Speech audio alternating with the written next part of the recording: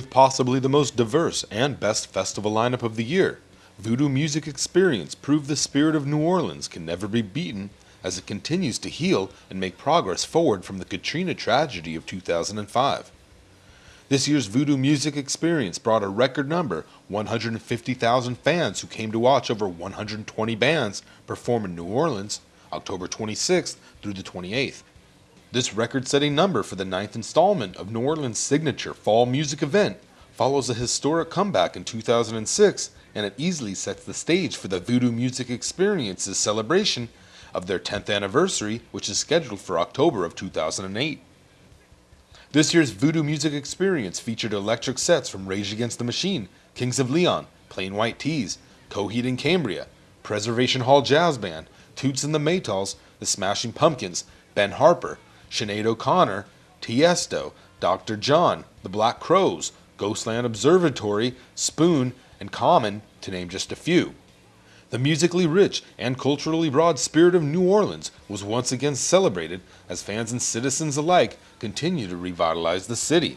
We caught up with up-and-coming singer-songwriter Paolo Nutini to get his thoughts on performing at Voodoo Music Experience and the city of New Orleans being on the rise again. We did a festival, Byron Bay Festival in Australia, and it reminds me a little bit of that, just by looking at the bill, a nice mixture of modern artists, but a lot of old legends that that have these anthems that can set the whole. Toots comes on and sings Pressure Drop, or 5446 was my number, and the festival's a festival for me, you know what I mean?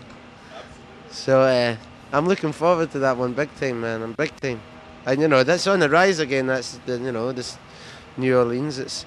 You can't dwell on it. You got to just move on. That's what it's doing. It's rebuilding. It's there. We also caught up with Mute Math, who originally hailed from New Orleans, to get their thoughts on what people can do to help the city of New Orleans bounce back, which they clearly are on the road to now. From friends, and our guitarist still lives in New Orleans. He says things are coming around, and the main thing that we can stress about New Orleans is invite people to come and stay there, spend money there, go to the restaurants, enjoy the city, and help be part of the action to build it back up and make it a better place than it was before. Stay tuned for details about next year's 10th anniversary celebration of Voodoo Music Experience, which will once again take place in New Orleans, October 24th through the 26th of 2008.